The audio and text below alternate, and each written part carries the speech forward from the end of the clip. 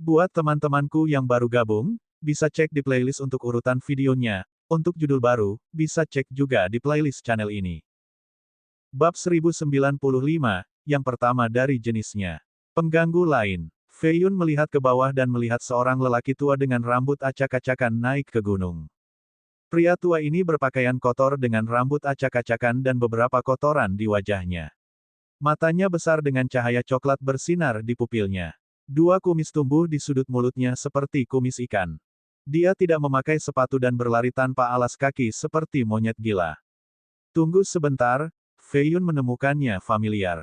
Feng Fei Yun, kenapa kamu di sini? Apa yang terjadi denganmu? Dia melihat Feng Fei Yun dan dengan bersemangat meraih tangannya. Gerakan cepat itu membuat sebagian rambutnya rontok. Kakek Yu, bagaimana kamu masih mengenaliku? Fei Yun tersenyum kecut. Orang tua ini tidak lain adalah setengah iblis gila yang dia temui di aliansi. Dia tidak berharap untuk melihatnya lagi di sini dari semua tempat. Apalagi ingatannya berantakan namun dia masih ingat Fei Yun. Itu agak aneh. Pria tua itu menatapnya dan berkata, saya mengolah tatapan harimau surgawi. Saya dapat mengenali Anda bahkan jika Anda adalah tumpukan abu. Itu teknik hanya untuk harimau putih, bagaimana kamu mengetahuinya? Fei Yun menanggapi. Aku memiliki garis keturunan Kun di atas jiwa harimau putih, tidak sulit sama sekali. Pria tua itu merasa diremehkan oleh rasa tidak hormat yang dirasakan. Haha, oke, kamu yang terbaik. Fei Yun tahu ada yang salah dengan pikiran lelaki tua itu dan tidak menganggapnya serius. Setengah iblis dengan garis keturunan Kun dan jiwa harimau putih. Benar-benar lelucon. Fei Yun hanya merasa tidak enak untuknya karena stabilitas mentalnya, tidak ingin berada dalam posisi menyedihkan yang sama begitu dia bertambah tua. Tunggu sebentar, bagaimana dengan saya? Saya memiliki garis keturunan naga dan jiwa burung phoenix. Ini bukan omong kosong. Fei Yun berpikir bahwa ini bukan kebetulan dan ingin bertanya lebih lanjut. Lil Feng? Mari kita bicara nanti. Aku punya sesuatu yang penting yang harus kulakukan, sudah sangat tertunda. Pria tua itu tiba-tiba berkata. Meskipun Fei Yun sedang terburu-buru, dia mengerti dan tidak mempermasalahkannya.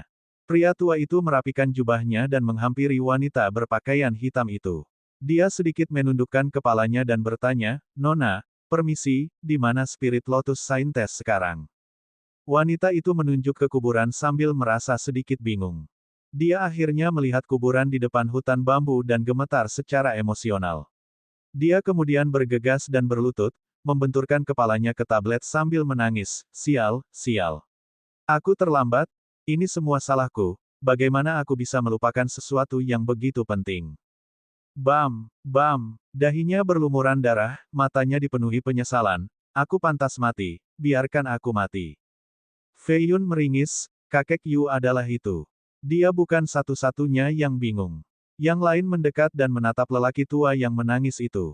Dia berjalan maju dan menarik lelaki tua itu kembali, kakek Yu, itu semua di masa lalu, tolong jangan terlalu keras pada dirimu sendiri. Aku tidak bisa memaafkan diriku sendiri. Air mata dan air liurnya membasahi lengan Fei Yun saat dia menangis seperti bayi. Ayahmu memberiku surat ini 12.000 tahun yang lalu untuk diberikan kepada orang suci. Tapi saat itulah penyakitku dimulai dan aku lupa segalanya, sampai sekarang. Tidak apa-apa, tunggu, apa yang baru saja kamu katakan? Fei Yun bereaksi dan mendorong lelaki tua itu pergi. Orang tua itu mengeluarkan surat keriput. Tangannya gemetar saat dia memegangnya, orang tuamu datang menemuiku 12.000 tahun yang lalu dan menanyakan metode untuk membantu setengah iblis mencapai munculnya surga. Saya menerima mereka dan memberitahu mereka pengetahuan saya tentang masalah dan kultivasi ini. Selama istirahat kita, ayahmu memberiku surat ini atas nama ibumu untuk diberikan kepada spirit Lotus Saintes. Apa, ayah saya baru 40 tahun, Anda pasti berbicara tentang orang lain. Fei Yun tertawa, menyadari bahwa ada kesalahpahaman. Aku berbicara tentang ayahmu sebelumnya, kata orang tua itu. Kakek, apakah kamu mempermainkanku? Fei Yun berhenti sejenak sebelum bertanya. Apakah itu terlihat seperti aku? Lil Feng, Anda tidak akan mengerti bahkan jika saya menjelaskannya kepada Anda sekarang, ketahuilah bahwa saya mengatakan yang sebenarnya. Dia berkata dengan serius. Fei Yun berdiri di sana dengan linglung. Keke, jadi yang mengkhianati spirit Lotus Scientist adalah ayahnya. Haha, ini takdir. Naga darah itu tertawa. Kura-kura menghela nafas dan berkata, seperti ayah, seperti anak laki-laki. Keluarga ini tidak tahu malu dan tidak bisa membayar hutang romantis mereka. Benarkah itu? Paman melakukan hal seperti itu. Buah itu bertanya dengan rasa ingin tahu. Pergilah, anak-anak tidak boleh mendengarkan ini. Ingatlah untuk tidak menjadi seperti pamanmu ketika kamu besar nanti. Kura-kura itu datang dan bersikap ramah, "Yu tua, karena orang suci itu sayangnya telah meninggal dunia, kita dapat membuka surat itu sekarang untuk melihat isinya." Tidak, saya harus memberikannya kepada orang suci. Saya tidak bisa menjadi orang yang tidak dapat dipercaya. Kakek Yu menyimpan surat itu. Brengsek, betapa keras kepala, kura-kura itu mengeluh. Yang benar adalah jiwanya masih terpenjara di gerbang pertama neraka. Wanita berpakaian hitam itu tiba-tiba berbicara. Ekspresi lelaki tua itu menjadi gelap saat dia berteriak, "Konyol, siapa yang berani memenjarakan jiwanya? Aku akan membawanya kembali dan memberikan surat itu padanya." Akan ada gerhana bulan 3 hari kemudian dan saat itulah Feng Feiyun ingin mencapai munculnya surga. Saya akan menyiapkan beberapa hal untuknya jadi saya tidak akan bisa membimbing Anda sampai sesudahnya. Dia berkata. Mata kakek Yu tiba-tiba menjadi seterang bintang dengan 2 harimau putih di dalamnya. Mereka menembakkan 2 sinar untuk memindai Feiyun. Pandangan harimau surgawi. Apakah dia benar-benar memiliki jiwa harimau putih di dalam dirinya? Kura-kura terhuyung mundur karena takjub dan jatuh ke sungai kecil.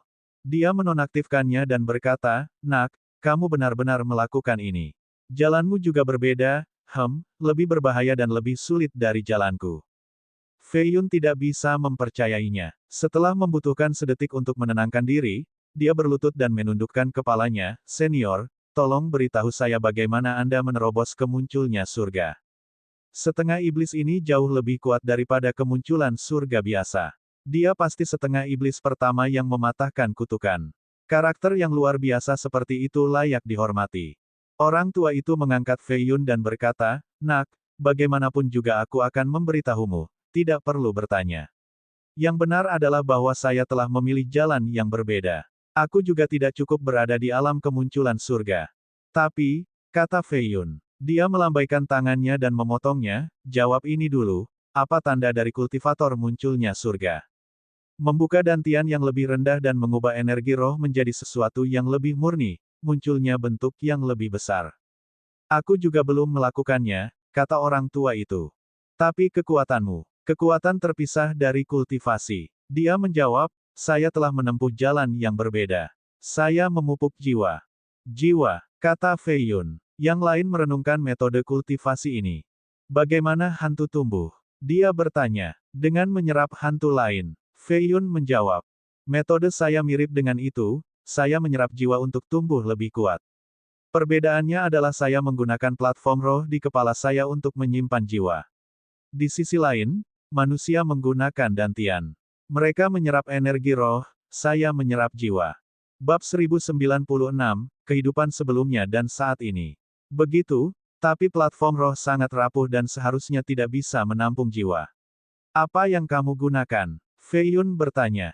"Itulah poin kuncinya." Orang tua itu memandang ke langit dan bertanya, "Apakah kamu pernah melewati luar angkasa?" Dia mengangguk sebagai jawaban. "Ada banyak sekali bintang, besar dan kecil. Yang lebih kecil berputar mengelilingi yang besar dan membentuk keseimbangan." Pria tua itu melanjutkan. "Ah, ada harimau putih di benakmu, itu bintang terbesar. Jiwa terserap lainnya berputar di sekitarnya sehingga Anda tidak perlu memurnikannya. Ada keseimbangan otomatis yang terbentuk dan Anda hanya perlu menyerap lebih banyak."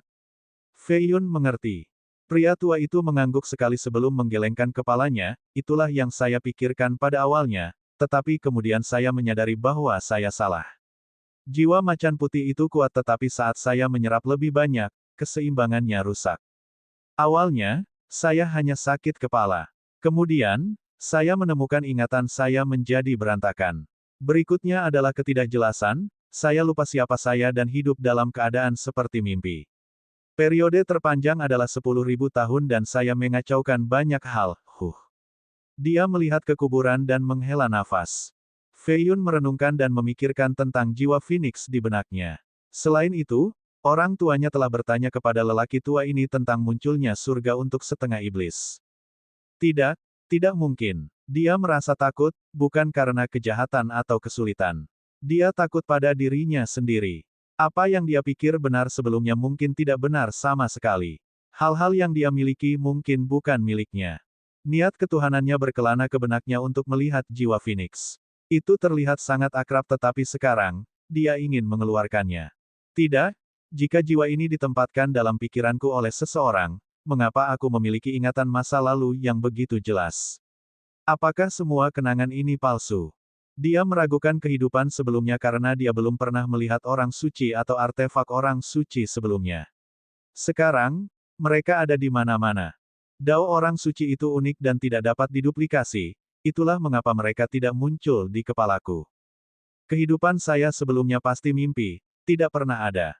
Feng Feiyun dari suku Phoenix tidak nyata, saya tidak pernah bertemu Sui Yueting atau dibunuh olehnya juga. Saya tidak pernah bepergian ke neraka, itu hanya mimpi panjang. Orang mengatakan bahwa hidup hanyalah mimpi. Selesai setelah bangun tidur. Malam bisa panjang dan beberapa masa hidup bisa dialami sebelum bangun dan melihat langit-langit yang biasa. Feng Feiyun itu adalah mimpi, aku selalu menjadi Feng Feiyun, tuan muda yang hilang.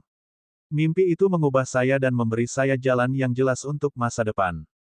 Apakah ini yang disebut mimpi kebangkitan yang dibicarakan orang? Atau diajari oleh seorang guru dalam mimpi, melihat semacam dewa?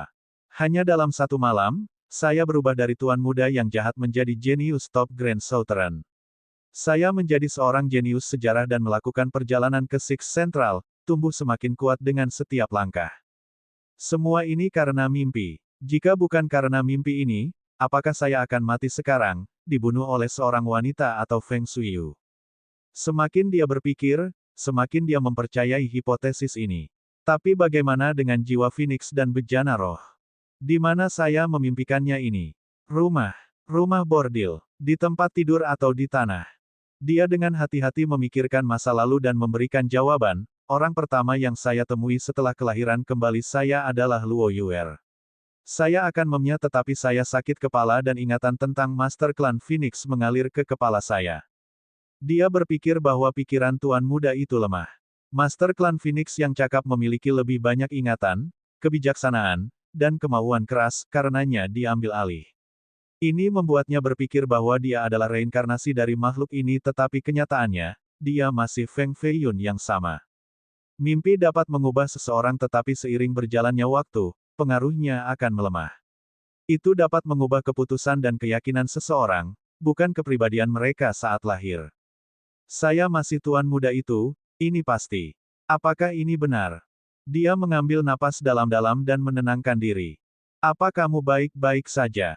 Wanita berbaju hitam memperhatikan keadaannya yang tidak stabil. Dia tersenyum dan berkata, saya telah melalui begitu banyak hal, apalagi. Tapi aku memang lelah hari ini dan ingin sendiri sebentar. Dia pergi ke titik tertinggi gunung dan menatap cakrawala gelap. Angin agak menyegarkan. Apakah ini cara untuk memoles pikiranku? Untuk melihat bagaimana saya akan melihat melalui kebenaran dan kebohongan. Fei Yun menutup matanya dan merasakan segala sesuatu di sekitarnya.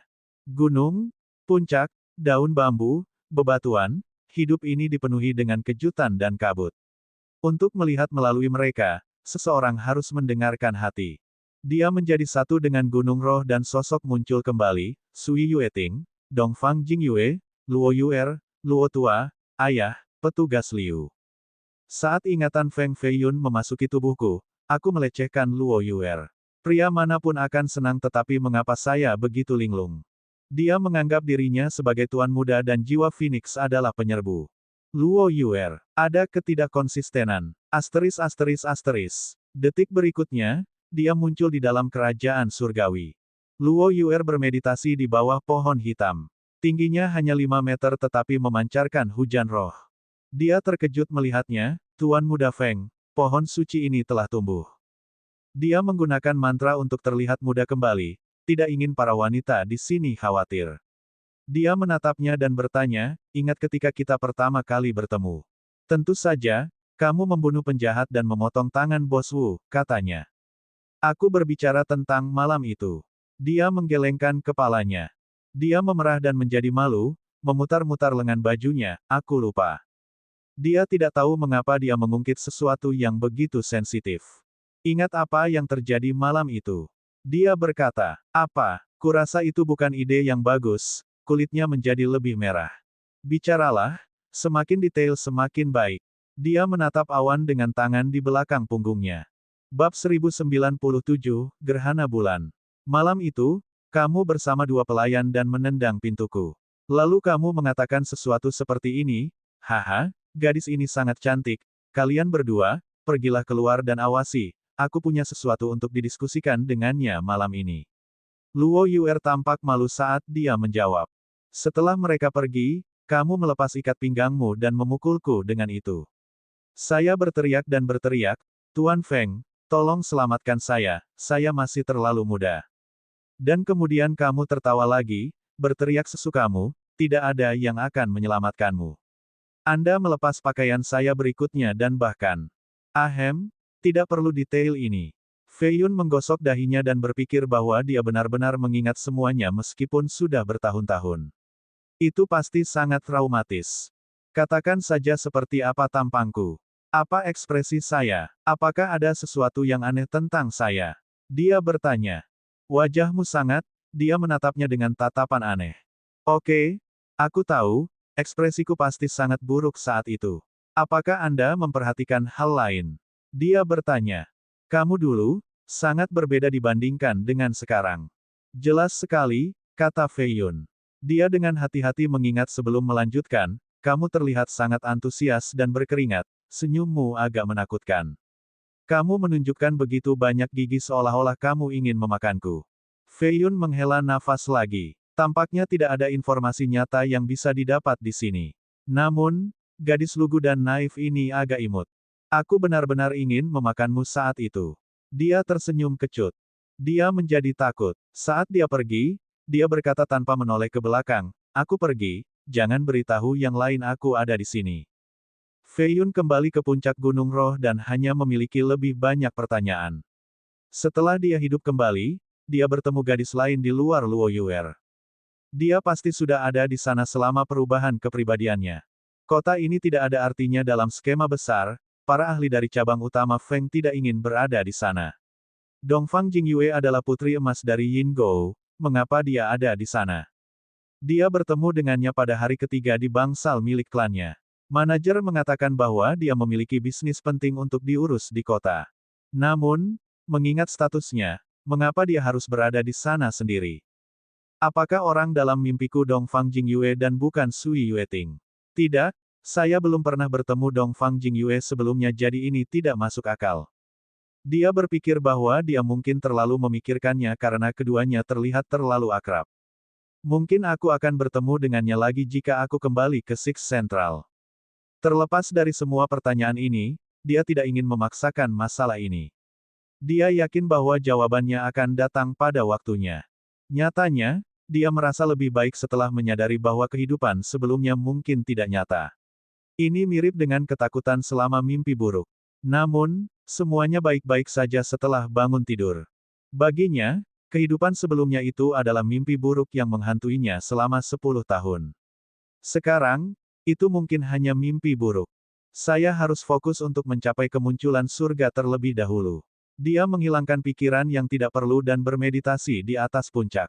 Kembali ke punggung bukit, wanita berbaju hitam membuka matanya dan bergumam, pikirannya tenang kembali.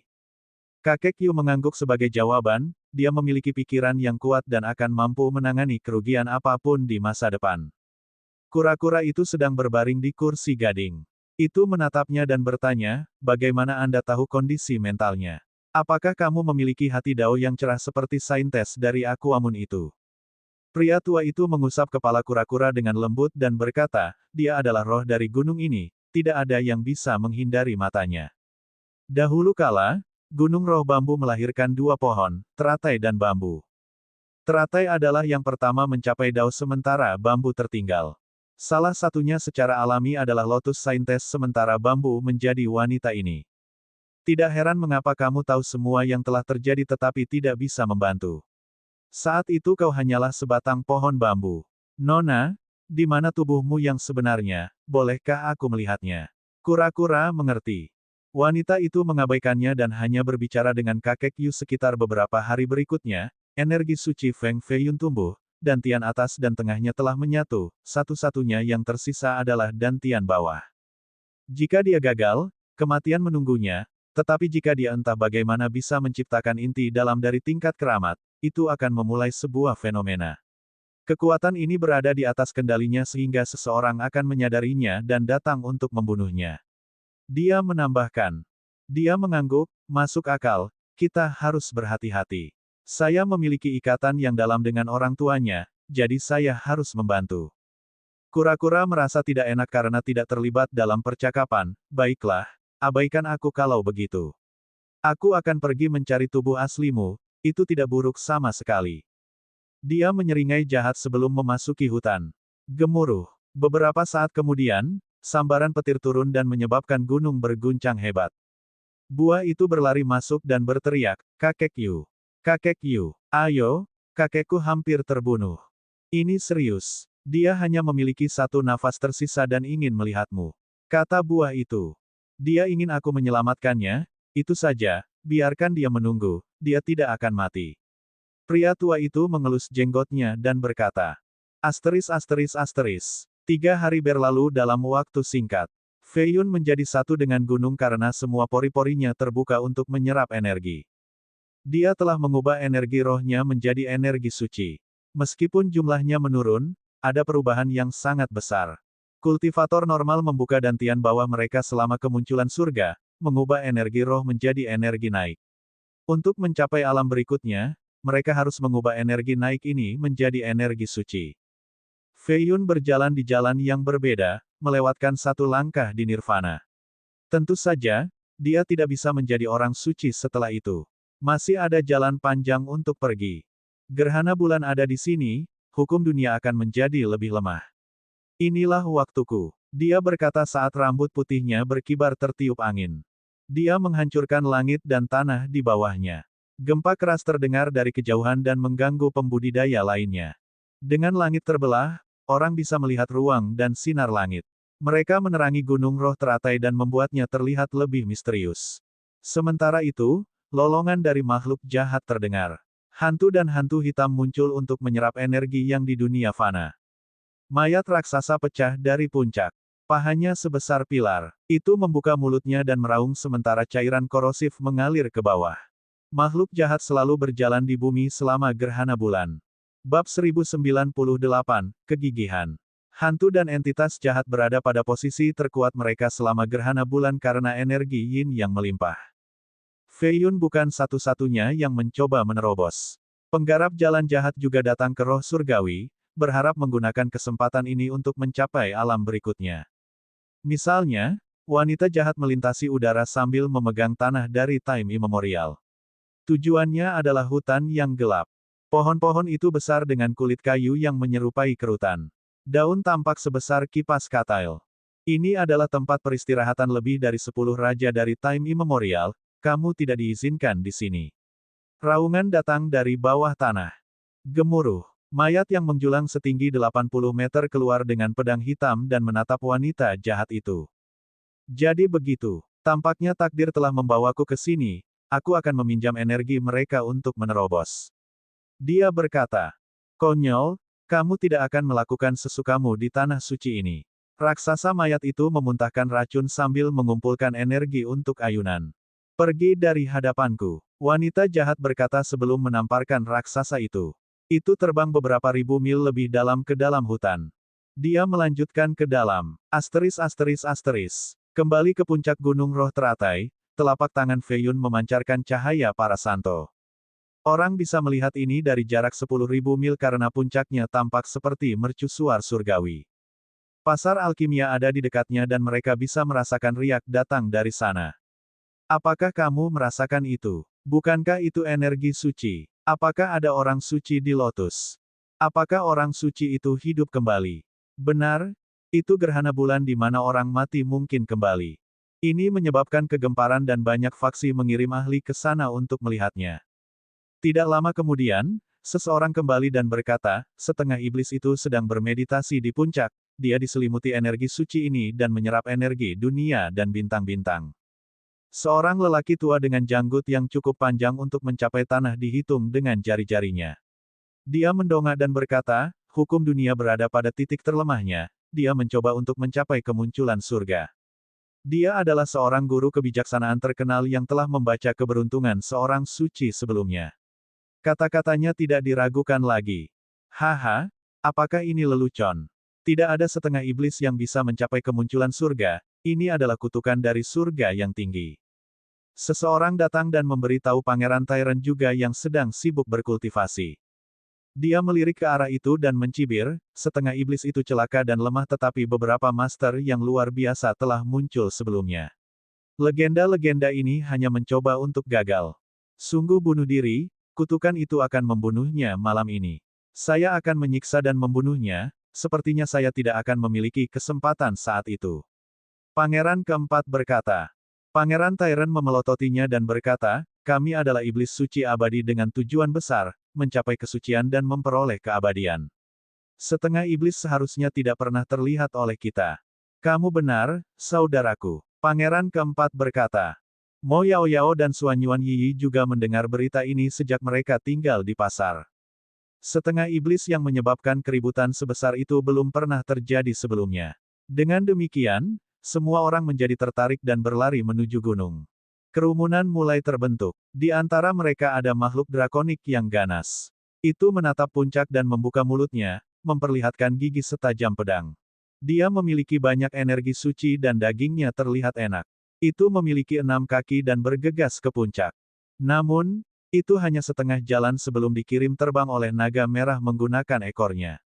Bagus sekali, Lil Cutei. Kura-kura menepuk kepala naga sambil memakan buah merah. Siapa yang baru saja memukulku? Binatang raksasa itu bergegas ke atas lagi, berlumuran darah. Naga itu mengungkapkan wujud aslinya, hanya kepalanya saja yang beberapa kali lebih besar dari makhluk penyerang ini. Mata merah naga itu menakuti makhluk itu sehingga dia lari.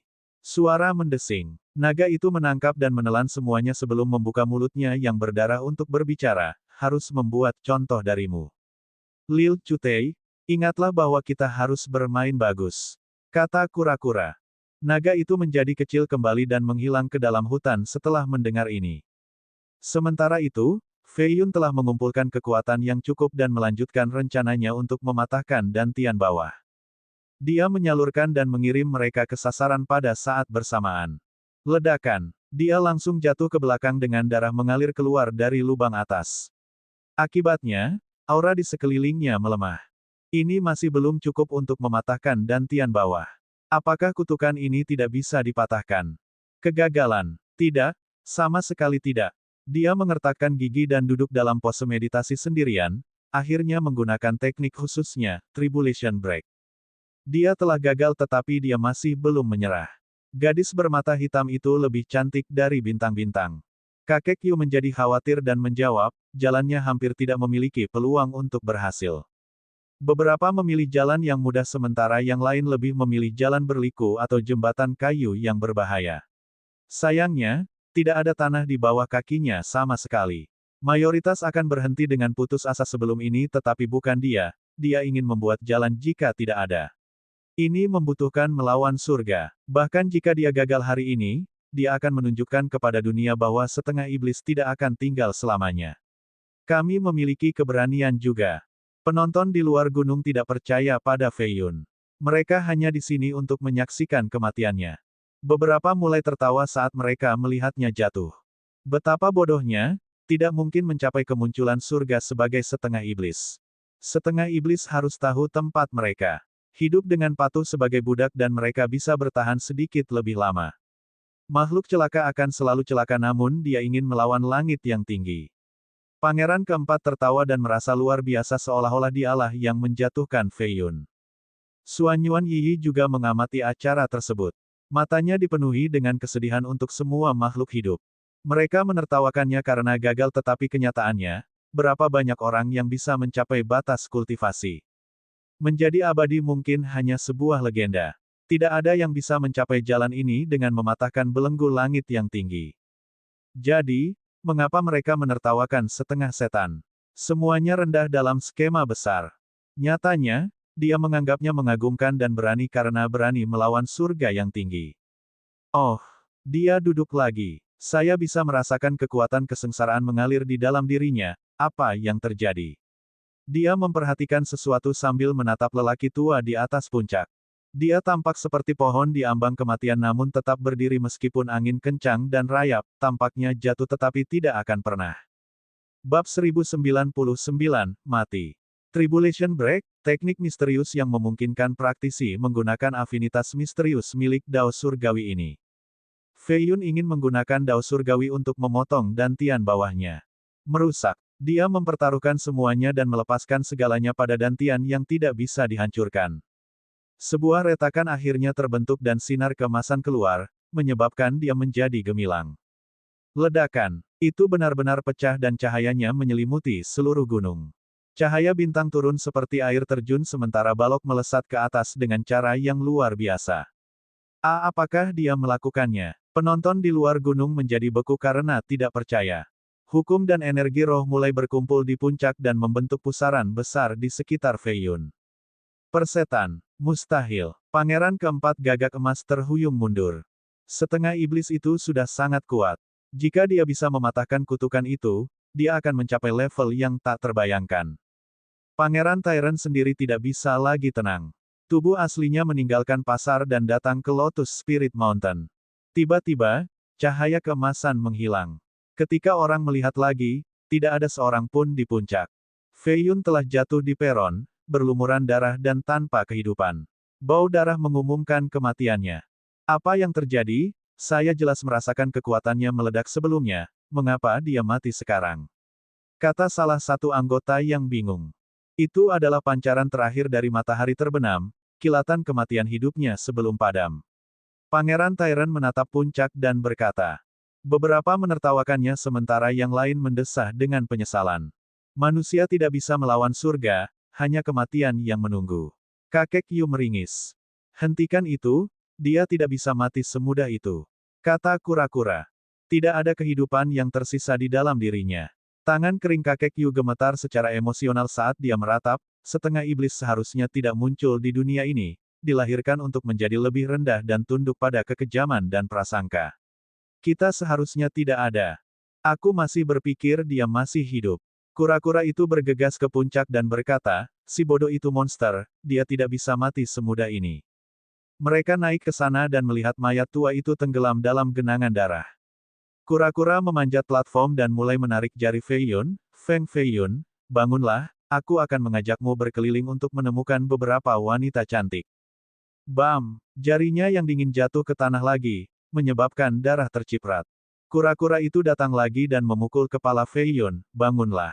Baik, jika kamu tidak ingin mencari perempuan, kita bisa pergi minum saja. Ya, kakek, paman sudah mati, dia tidak akan bangun tidak peduli seberapa keras kau membentaknya. Buah itu bergesekan dengan kakinya. Jangan katakan itu. Meninggalkan. Kura-kura itu menuangkan pil ke dalam mulut Fei Yun sampai benar-benar penuh. Fei Yun, aku sudah lama menyembunyikan pil ini dan aku memberikan semuanya padamu hari ini. Makanlah dan bangun sekarang, tidak seperti ini. Fei Yun tidak bereaksi sama sekali. Kura-kura itu melompat turun dari dadanya dan duduk di atas batu besar, menatap ke langit, dia benar-benar mati. Aku sudah pernah melihat ini sebelumnya, kenapa aku malah terpengaruh? Kakek, kamu menangis. Kata buah itu. Bodoh, mataku hanya basah, itu saja. Kura-kura menyeka air matanya dan bangkit lagi. Dia memanjat Fei Yun dan berkata, baik, jangan bangun kalau begitu, aku tidak peduli. Haruskah kita mengubur paman? Buah itu bertanya. Ya, mari kita pilih tempat yang bagus. Kura-kura memikirkannya dan berkata, tunggu, dia mungkin hanya berpura-pura selama beberapa hari dan akan bangun lagi. Kura-kura kemudian menunggu selama 3 hari. Darah di sekitar mayat telah mengering sementara itu memutih. Kakek Yu muncul lagi untuk ke-7 kalinya. Dia menghela nafas dan berkata, kubur dia. Kematian adalah bagian dari kehidupan, jangan terlalu keras kepala. Tunggu beberapa hari lagi, pergi, aku akan tinggal sendiri, kura-kura bersikeras. Kakek Yu menghela nafas lagi dan pergi. 5 hari lagi berlalu saat kura-kura menunggu seperti patung di samping mayat. Hujan deras disertai petir turun. Kakek, ayo kita kubur paman. Buah itu bertanya lagi. Naga darah juga ada di sini dan berkata, ya, orang itu sudah mati. Brengsek, aku akan menghajar siapapun yang mengatakan satu hal lagi. Tunggu saja beberapa hari lagi. Lao Shi, buatkan tenda untuknya juga. Wanita berbaju hitam itu juga memperhatikan dari kejauhan. Dia datang dan bertanya, berapa lama Anda akan terus seperti ini? Kura-kura masuk ke dalam tenda dan berkata, saya hanya merasa dia tidak akan mati dengan mudah, hanya beberapa hari lagi. Dia mengangkat tangannya dan menangkap beberapa tetes hujan, itu seperti ini dengan Lotus Scientist juga, mengatakan pada dirinya sendiri untuk menunggu beberapa hari lagi. 10.000 tahun berlalu dalam sekejap mata. Keke, aku tidak sebodoh itu, aku serius, tinggal beberapa hari lagi. Kata kura-kura. Sangat baik, wanita itu melirik Fei Yun sekali sebelum pergi. Saat dia berbalik, sambaran petir tiba-tiba menembus tenda dan mengenai mayat itu, menghanguskannya dalam prosesnya. Asap dan baut keluar setelahnya. Sialan kau, surga, dia sudah mati, tinggalkan saja dia sendiri. Kura-kura itu berlari keluar tenda dan menunjuk ke langit, ingin melawannya. Kakek, tenang, tenang. Ya, jangan gila, naga buah dan darah harus menghentikannya. Sementara itu, wanita itu berhenti dan menatap mayat yang hangus itu, bingung. Dia jelas merasakan itu bergerak sekarang. Lepaskan aku akan menunjukkan surga untuk tidak main-main denganku saat aku marah. Penyu itu berteriak. Ses. Suara samar datang dari mayat itu. Apakah kamu mendengar sesuatu? Tanya naga darah. Jangan mencoba mengubah topik pembicaraan, aku harus berurusan dengan surga ini. Kura-kura berkata, tunggu, saya mendengar sesuatu. Kembalilah, sekarang. Mata wanita itu menyipit. Apa? Ketiganya menatapnya. Berderak. Retakan terbentuk pada mayat dan potongan hangus besar mulai berjatuhan, memperlihatkan daging putih di bawahnya dengan cahaya suci. Lebih banyak retakan terbentuk dan tampak seperti sarang laba-laba. Energi mengerikan mengalir keluar dan membutakan ketiganya. Ledakan. Mereka dikirim terbang sejauh 1000 mil. Di dalam energi itu ada seorang pemuda. Itu menembaknya ke udara dan menerobos kubah langit seperti bintang. Energi mengepul dan bisa dirasakan lebih dari 10 juta mil jauhnya. Gemuruh. Pakar dari pasar berlari menuju Lotus Spirit Mountain lagi. Fluktuasi energi ini gila, tidak kurang dari penampilan seorang suci. Bab 1100, 4 orang suci Sudo. Pancaran mengerikan itu membuat takut penonton yang tidak dikenal. Ledakan. Baut penerangan turun dari langit, iluminasi mereka mengungkapkan sosok seorang pemuda yang diselimuti aura suci. Dia meninju petir dan membubarkannya menjadi gelombang kecil. Mereka tidak berhenti dan terus menyerangnya seperti ribuan pedang surgawi. Suara mendesing. Kakek Yu meninggalkan kuil dan melompat ke puncak. Tangannya gemetar saat dia menatap ke atas, dia benar-benar melakukannya. Kelahiran kembali dari nirvana, mematahkan belenggu untuk mencapai alam yang belum pernah terjadi sebelumnya. Belenggu itu hilang. Dia dilanda emosi karena ini adalah jalan baru bagi setengah iblis.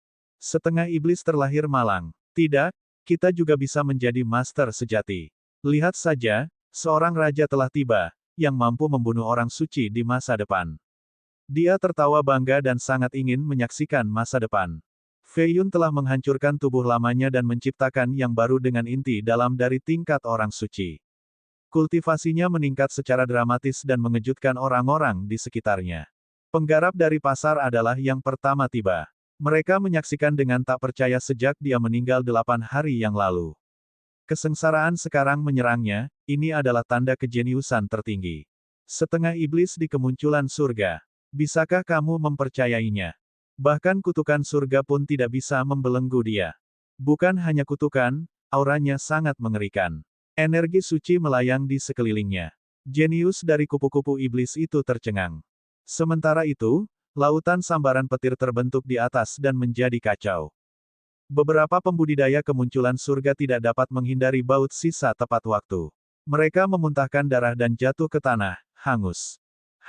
Fei Yun meraung ke langit dan memuntahkan energi suci, menembus awan dan samudera kilat. Inti dalam terlalu kuat dan dia tidak bisa menahan kekuatannya, menyebabkan dunia berubah.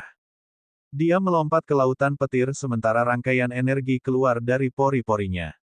Jiwa Phoenix di dalam pikirannya mulai menyebar, mendorongnya untuk membuat keputusan cepat. Saya Feng Feiyun, saya tidak membutuhkan jiwa lain dalam pikiran saya seperti kakek Yu. Anda akan berada di inti batin saya. Dia memindahkan jiwa Phoenix ke inti di dantiannya. Keduanya menyatu bersama dan menyebabkan perubahan besar. Rune api muncul di permukaan luar inti. Dia mendapatkan sesuatu yang baru seolah-olah ada kehidupan kedua dalam dirinya. Ini mirip dengan mendapatkan sepasang mata di dalam, memungkinkan dia untuk memperhatikan segala sesuatu di dalam tubuhnya.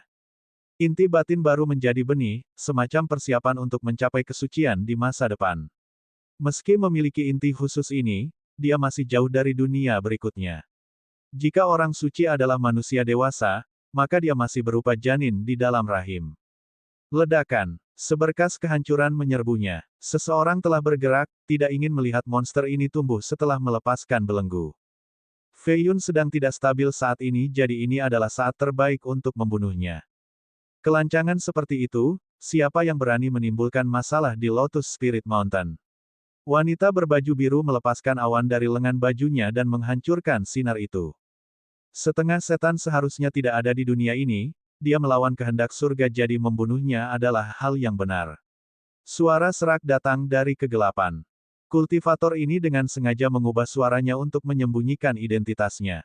Kultivasi itu sendiri bertentangan dengan kehendak surga. Itu artinya ketika aku membunuhmu, itu juga benar. Dia berkata sambil berdiri di tengah hujan tetapi tidak ada setetes pun yang bisa mencapai tubuhnya. Dia menjentikkan satu jari dan mengirimkan tetesan hujan ke dalam malam. Ah! Kultivator yang menyerang sebelumnya jatuh dari langit dan berlumuran darah. Gemuruh. Neraka mulai menyala dari barat, melepaskan kekuatan yang mengejutkan. Itu sebenarnya adalah gagak emas berkaki 3 yang besar. Itu membuka matanya dan melepaskan 2 tebasan emas. Ini adalah orang suci palsu, seorang kultivator yang menakutkan. Radiant Lord, domainnya sangat besar. Sepertinya gagak emas ingin membunuhnya dengan segala cara. Dia bukan setengah iblis biasa, dia mungkin benar-benar menjadi orang suci di masa depan. Aura orang suci semu itu sendiri membuat gunung itu bergetar hebat. Wanita berbaju biru kali ini mengangkat tangannya dan mengayunkannya ke depan, menghancurkan kedua tebasan itu. Tidak ada yang bisa menyelamatkannya hari ini. Burung besar itu menutupi langit dengan sayapnya. Kamu tidak punya kekuatan di sini. Dia berkata dengan dingin. Aku bisa menghancurkanmu dalam sekejap, pohon bambu. Burung itu memuntahkan api dan membakar semuanya menjadi asap. Dia melepaskan penghalang biru untuk melindungi seluruh gunung dari api. Kemasan. Dia memanggil pedang emas dengan energi kekacauan. Tekanannya sendiri memaksa semua orang jatuh ke tanah. Dia mengangkat kedua tangannya dan tiba-tiba, sebatang pohon bambu tumbuh dengan sangat cepat. Batangnya memiliki diameter 100 meter. Daun menuangkan partikel cerah. Pohon ini lebih besar dari gunung. Setiap daun menyerupai pedang giok yang bersinar. Mereka terbang keluar dan mulai bertarung melawan gagak emas. Jadi ini adalah tubuh aslinya, sangat besar, kura-kura itu merangkak keluar dari lembah dan menyaksikan pertarungan antara para master top ini. Dia memiliki kekuatan yang cukup untuk menjaga persaingan ini. Tidak heran mengapa setengah iblis itu tidak takut, ada orang suci semu di Lotus, itu adalah pendukungnya. Tiba-tiba, raksasa lain muncul. Setiap langkah menyebabkan tanah berguncang. Ini adalah pohon lain yang menjulang tinggi, akarnya melingkar menjadi 2 kaki.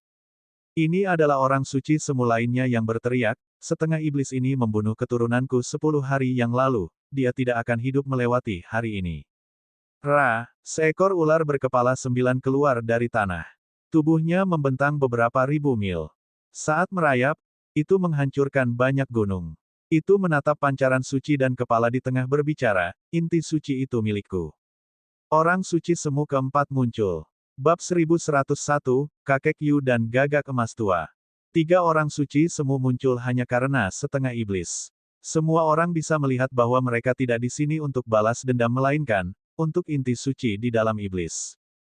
Tidak ada belas kasihan untuk penyusup. Wanita berbaju biru berdiri di atas pohon bambu besar dan memanggil perahu kuno di telapak tangannya. Matanya yang cantik tampak agresif dan tanpa ampun. Kami bertiga, kamu tidak punya kesempatan. Kata Gagak Emas. Jadilah pintar dan pergi atau kami akan membunuhmu juga. Nenek moyang pohon penyihir mendengus. Ular berkepala 9 membuatnya sederhana, lesat. Hujan deras bercampur dengan kabut yang naik menghasilkan pemandangan yang indah. Namun, suasananya tegang dan menindas. 4 orang suci semu saling berhadapan dan meninggalkan tekanan besar di wilayah tersebut. Tiba-tiba, awan hitam muncul di cakrawala dengan energi pembunuh yang kuat. Lusinan tablet peringatan dapat dilihat di dalamnya. Raja Giok, pedang penyihir, kuburan ini milik mayat yang kuat dan memancarkan bau darah.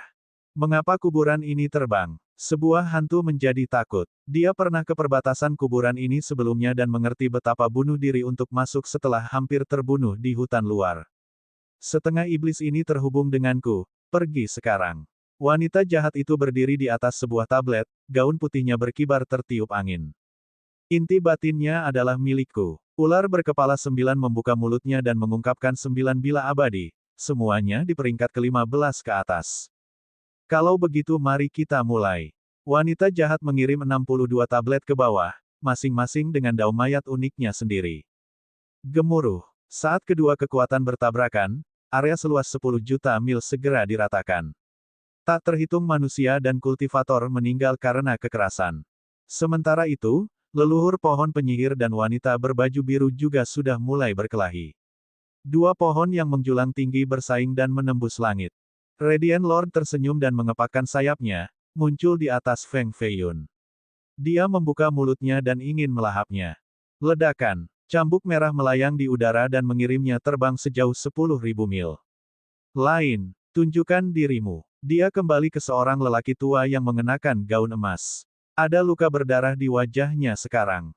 Kakek Yu berdiri di depan air terjun di punggung gunung.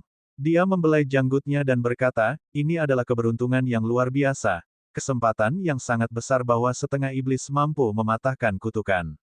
Ras abadi Anda cukup kuat dan harus berhenti mengintimidasi setengah iblis, tahu kapan harus berhenti. Mereka celaka dan harus menjadi budak. Kami adalah yang tertinggi dan memiliki hak untuk menginjak mereka. Apa yang akan kamu lakukan? Orang suci semu itu sombong karena garis keturunannya yang bergengsi. Dia percaya pada kultivasinya juga. Suara mendesing. Kakek Yu menyerang dengan janggutnya lagi, menerbangkan santo itu untuk kedua kalinya. Penonton dari jauh tidak percaya dan mulai berspekulasi tentang identitasnya. Dia sekuat itu. Mungkin leluhur dari Kun Peng. Seseorang berkata. Masih ada seseorang yang begitu kuat di sana, tempat ini memiliki begitu banyak ahli tersembunyi. Pangeran keempat bunuh diri, saya bahkan tidak tahu bagaimana dia masih hidup. Gagak Emas mengerti bahwa ini akan menjadi pertarungan yang sulit dan bertanya, siapa kamu? Apakah Anda tahu konsekuensi dari menentang kami? Aku setengah iblis, kata kakek Yu sebelum menembakkan 2 kumisnya dan menangkap burung gagak emas. Proses menguras jiwa dimulai. Merusak. Gagak Emas memanggil pedang api yang cemerlang, ingin memotong janggutnya. Dia kemudian berubah menjadi burung raksasa lagi.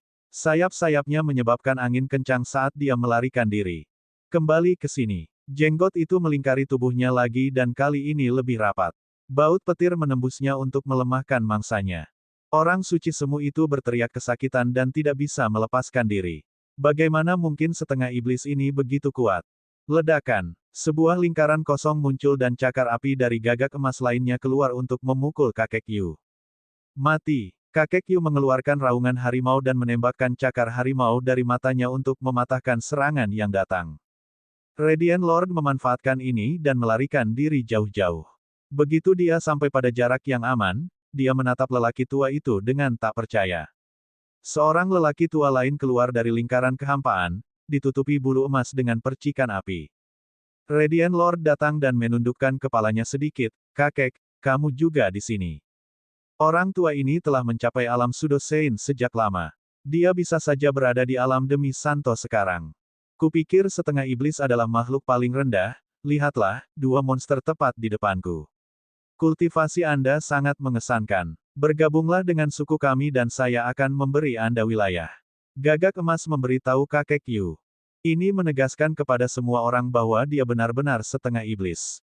Tapi bagaimana setengah iblis bisa mengalahkan orang suci semu dari ras dahulu kala? Penggarap berpikir bahwa Fei Yun sudah menjadi setengah iblis terkuat setelah mematahkan belenggu.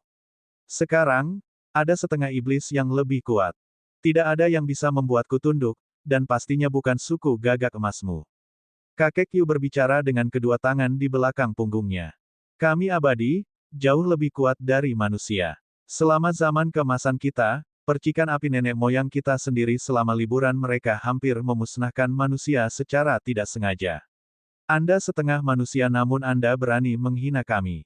Hanya kematian yang menunggumu saat itu. Mati. Aura gagak emas tua berlipat ganda. Rune muncul di tangannya saat dia memanggil kuali besar. Panasnya cukup untuk hampir melelehkan para pembudidaya Heaven's Emergence di dekatnya. Ini pernah menjadi milik orang suci selama dahulu kala. Meskipun itu bukan bejana suci, ia memiliki dao dan energi dari pengguna sebelumnya. Grand Anglo. Dia berencana membakar semua Lotus Spirit Mountain. Kakek Yu adalah target utama Anglo. Sisik ikan muncul di lengannya saat dia menerjang kuali.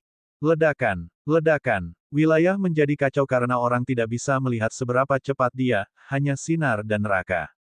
Aku akui kamu lebih kuat dariku tapi kamu tidak akan bisa menghentikan harta ini.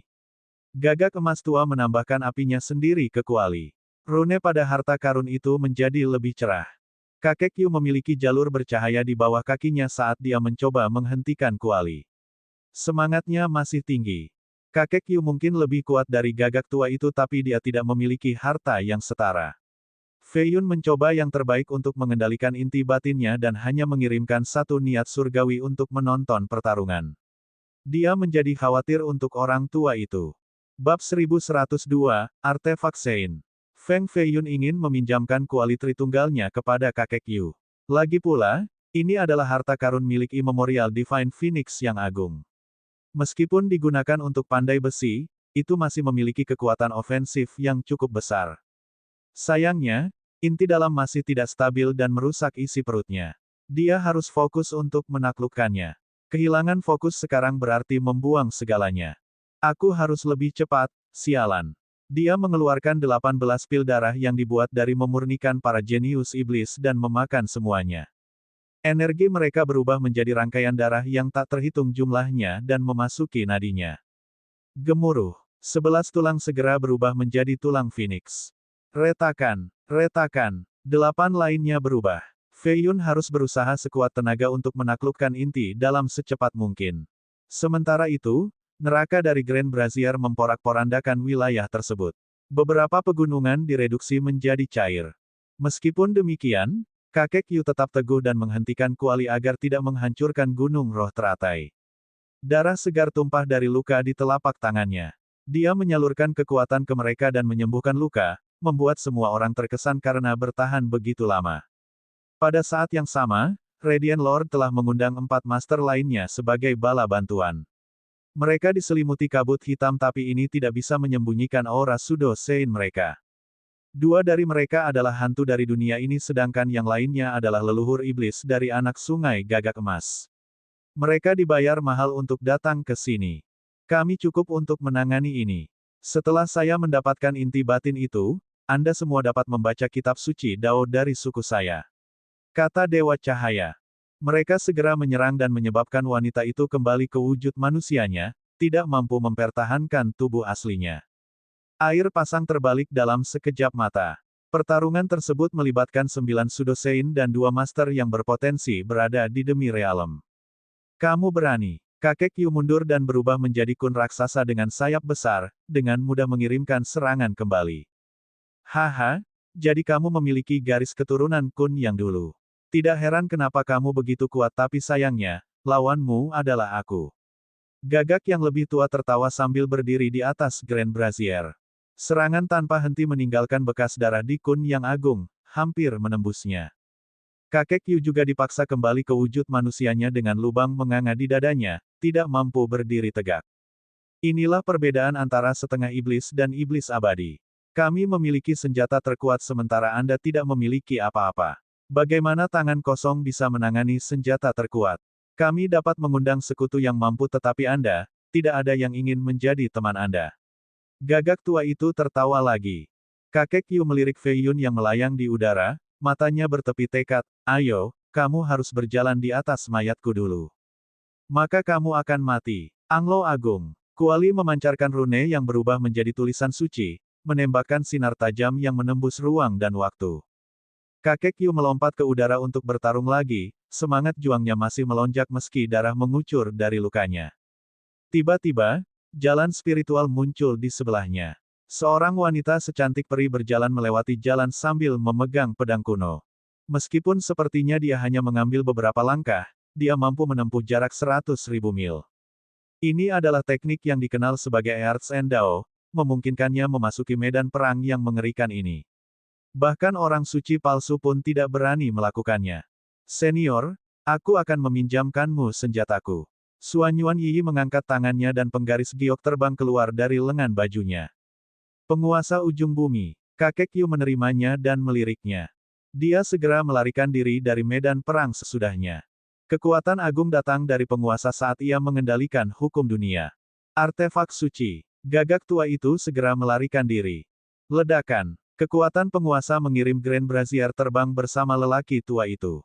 Dia memuntahkan darah dan kehilangan satu sayapnya seketika.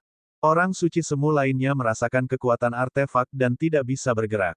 Berlari. Salah satu hantu berteriak, tidak ingin bersaing dengan senjata ini. Meskipun Sudosein memiliki kata, Santo, dalam gelar mereka, seorang Santo sejati dapat membunuh mereka dengan satu jari dari dimensi lain. Mati. Kakek Yu mengayunkan penggaris dan memotong-motong pembudidaya hantu. Jiwanya dihancurkan oleh kekuatan penguasa. Hanya orang suci yang bisa berharap untuk menghentikan senjata ini. Ujung bumi, artinya bisa mencapai mana saja di dunia, jadi berlari itu sia-sia. Lagi, dia mengayunkan penggaris lagi, kali ini memenggal kepala iblis yang bersembunyi di luar angkasa. Darah menghujani sekitar Lotus Spirit Mountain. Sepertinya akhir dunia. Seorang demi Santo dengan artefak Santo yang sebenarnya tidak dapat dihentikan tanpa adanya Santo sejati. Sayangnya, kebanyakan orang suci hanya fokus meneliti Dao Surgawi agar menjadi abadi. Mereka tidak peduli dengan dunia luar dan persaingan tanpa akhir. Satu sesi pelatihan dari mereka bisa bertahan beberapa ribu tahun. Tidak ada yang bisa mendekati kalau begitu. Penonton tahu bahwa itu sudah berakhir. Di sisi lain, pertarungan antara wanita jahat dan ular berkepala 9 juga telah berakhir. Dia berhasil memotong dua kepalanya. Itu memperhatikan kekuatan artefak suci dan memutuskan untuk lari. Kedua mayat ini milikku. Wanita jahat mengambil dua mayat untuk dirinya sendiri. Vitalitas dan energi mereka belum menyebar. Dia telah mencapai transformasi mayat ke-6 baru-baru ini dan membutuhkan lebih banyak vitalitas untuk mengkonsolidasikan kultivasinya. Feng Fei Yun, aku telah membalas budi. Kunjungi Ethereal saat Anda bisa dan jika Anda mendapat masalah, sebutkan nama saya, Xiao Nuolan. Dia memiliki dua kedekatan yang saling bertentangan di dalam dirinya, kesucian dan kejahatan. Tablet melayang di sekelilingnya saat dia menggunakan dua rantai besi untuk menarik kedua mayat itu. Kepergiannya tampak seperti lukisan dari neraka. Tidak ada yang berani menghalangi jalannya. Bab 1103, Janji dengan Kecantikan.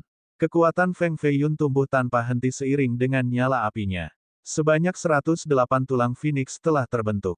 Suara mendesing. Semua energi suci tersedot ke dalam tubuhnya dan ditekan. Dia segera menjadi muda kembali, rambutnya menjadi hitam dan berkibar tertiup angin.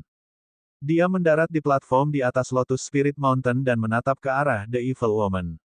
Wanita ini benar-benar berbeda setelah setiap transformasi mayat. Jalur kultivasi ini tidak dapat dipahami. Dia pikir, setiap level adalah transformasi keseluruhan. Wanita berbaju biru itu mendarat. Dia masih pucat dengan darah di bibirnya dan batuk beberapa kali, mengalami luka serius setelah dipukul oleh 8 orang suci palsu. Pil biasa tidak berguna bagi seseorang di levelnya, hanya harta karun teratas yang efektif. Terima kasih untuk bantuannya. Fei Yun berkata dan menyerahkan obat khusus yang diberikan kepadanya oleh Suanyuan Yi. Dia awalnya ingin menyelamatkannya tetapi itu agak efektif untuk setan. Dia tidak malu dan menerimanya sebelum kembali ke kuil untuk penyembuhan. Dia kemudian berterima kasih kepada kakek Yu dan Suanyuan Yi. Jika bukan karena mereka, dia akan menjadi makanan sekarang di dalam perut orang suci palsu. Nona Suanyuan, Saya khawatir Anda akan mendapat masalah setelah menunjukkan artefak suci Anda. Dia berkata. Kakek Yu mengembalikan penguasa itu padanya. Dia menyimpannya dan berkata, bukan rahasia lagi karena banyak iblis mengetahuinya. Fakta bahwa saya bisa mengeluarkannya menunjukkan kepercayaan diri saya untuk tetap aman.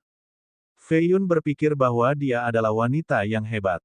Calon suaminya akan menjadi pria yang sangat beruntung. Namun, dia fokus pada Dao, siapa yang sebenarnya bisa mendapatkan cintanya. Feng Fei Yun, sekarang bisakah kamu datang ke Aquamun bersamaku? Ekspresinya menjadi serius. Fei Yun tetap diam karena meskipun kehidupan sebelumnya mungkin hanya mimpi atau rekayasa yang dibuat oleh master sejati, dapatkah dia menghadapi Sui Yueting? Dia telah meninggalkan jiwa yang bukan miliknya. Namun, kenangan cinta itu terlalu nyata. Dia mencintai dan membenci Sui Yueting, emosi yang sekokoh gunung dan sedalam lautan. Tidak semudah itu untuk melupakan. Dia punya banyak alasan untuk mengatakan bahwa ini adalah mimpi tetapi tidak ada alasan untuk mengatakan pada dirinya sendiri bahwa dia tidak benar-benar jatuh cinta padanya. Dia tidak tahu bagaimana dia akan bereaksi setelah melihatnya secara langsung. Mungkin dia tidak memiliki jawaban yang sebenarnya dan satu-satunya orang yang bisa memberitahunya adalah orang tuanya. Dia telah menembus kutukan dan sudah waktunya untuk mengunjungi Timewon untuk menemukan mereka. Atau mungkin aku tidak perlu, mereka akan menemukanku sendiri. Dia pikir. Berita kesuksesannya akan mengguncang fondasi dunia. Itu akan mencapai manusia, burung phoenix, dan naga.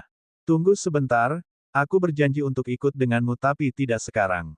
Dia menjawab. Apa yang kamu tunggu? Dia bertanya. Jawaban yang tepat. Dia berkata, mengesampingkan ini, dia masih perlu mengunjungi gerbang neraka pertama untuk membawa kembali jiwa orang suci teratai. Sayangnya, wanita berbaju biru itu terluka dan tidak bisa melakukannya sekarang.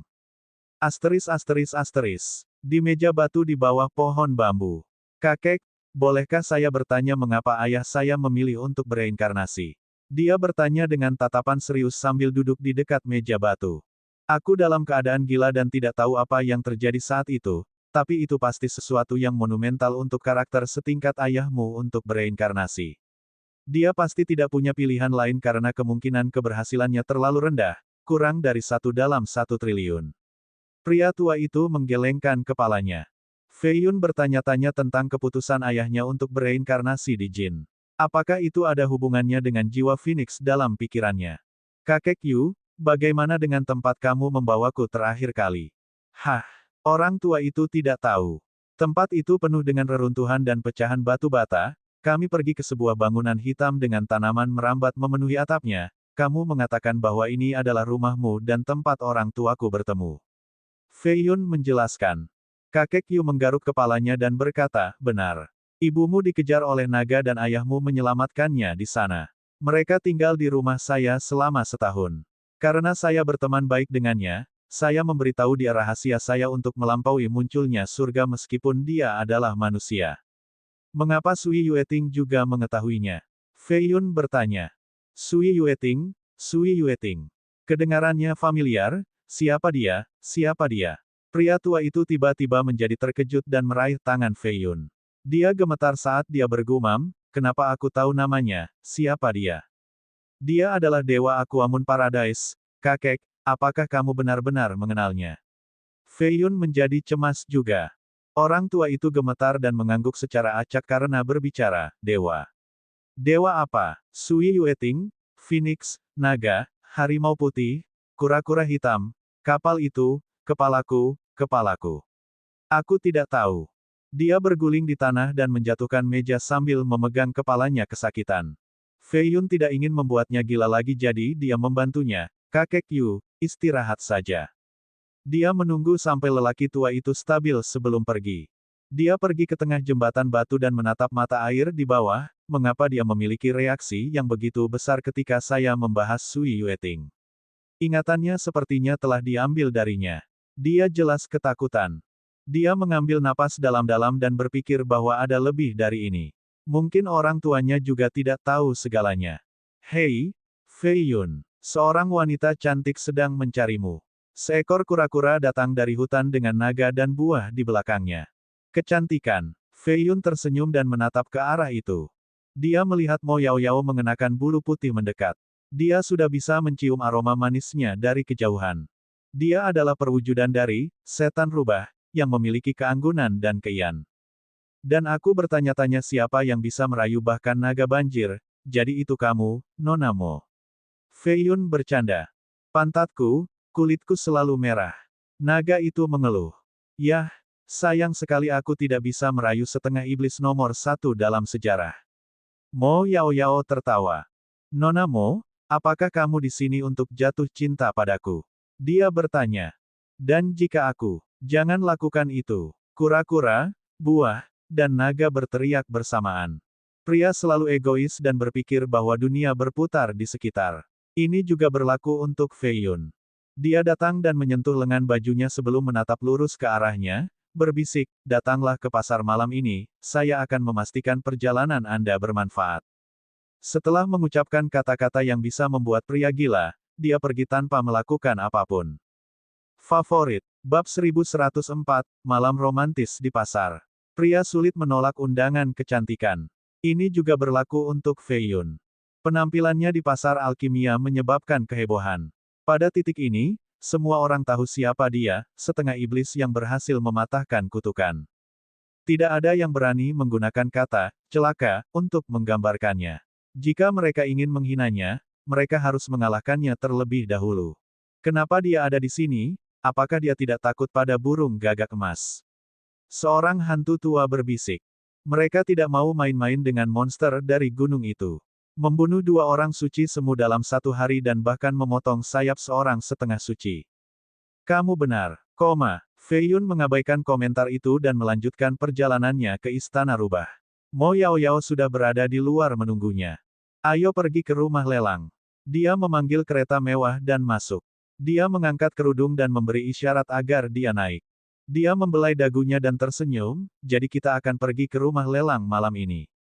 Ya, darah murni dari seorang santo agung akan dilelang bersama dengan banyak harta, bahkan senjata dari time immemorial. Orang-orang telah menunggu di sini selama ini dan semua tempat bagus diambil. Untungnya, saya sudah memesan tempat. Dia berkata sambil tersenyum. Dia merasa bahwa ini berbeda dari imajinasinya. Dia mengira ini akan menjadi malam yang penuh gairah, merangkul keindahan di bawah sinar rembulan. Yah, kurasa perjalanan ini masih bermanfaat. Dia tersenyum kecut. Tentu saja, haha, apakah kamu terkejut? Dia bertanya. Memang, seekor rubah kecil yang berusia sekitar 13 tahun mengintip dari kereta dan berkata, Muda Feng Mulia, ini adalah kereta pribadi Nona. Anda akan menjadi orang pertama yang berkendara bersama kami. Ini suatu kehormatan. Dia melompat ke atas gerbong. Itu mulai terbang secara otomatis menuju rumah lelang. Istana ini berisi harta paling berharga di dunia dari semua ras. Tentu saja, yang paling berharga malam ini adalah darah Santo Agung. Ini sangat penting bagi Fei Yun karena dia membutuhkannya untuk kebangkitan Namong Hongyan. Dia berhenti memikirkan malam romantis dan berpikir bahwa dia harus kurang percaya diri. Nona Mo, istana kedua sudah siap untukmu. Siapa ini? Seorang lelaki tua berdiri di gerbang dan membungkuk di depan Mo Yaoyao. Dia jelas tamu terhormat, karena itu perawatannya. Dia orang yang sangat hebat. Dia tersenyum. Begitu. Seorang pangeran dari suku Kelabang datang bersama para pelayannya. Dia hanya cemburu pada Feng Fei Yun yang terlalu akrab dengan Mo Yaoyao. Kamu sebaiknya tidak memprovokasi dia demi kamu sendiri. Mo Yaoyao kesal. Yaoyao, aku jatuh cinta padamu pada pandangan pertama tapi kamu terus menjauhiku. Mengapa Anda tersenyum untuk manusia ini?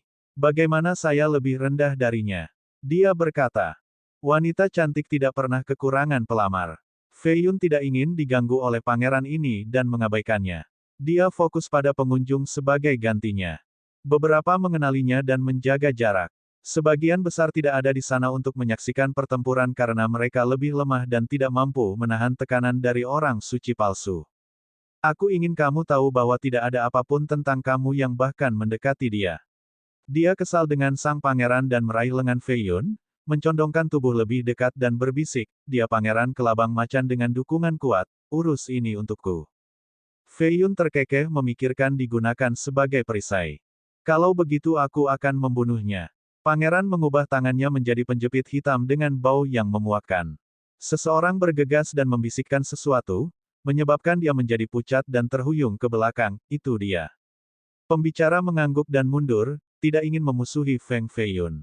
Minggir sebelum aku berubah pikiran. Feiyun berkata dengan dingin. Sang pangeran menggertakkan giginya tetapi tetap tidak berani menyinggung setengah iblis itu. Dia dengan patuh melangkah ke samping sambil gemetaran. Feng Feiyun dan Mo Yaoyao memasuki rumah lelang dan melihat betapa luasnya itu. Puluhan ribu pembudidaya hadir namun tidak terasa sesak sedikit pun. Ini adalah pasar gelap terbesar di kawasan ini, harta karun terbaik akan ada di sini. Dia berkata, tidak lagi memegang lengannya. Aku dengar tuan tempat ini sangat kuat, setelah membunuh seorang setengah suci sebelumnya.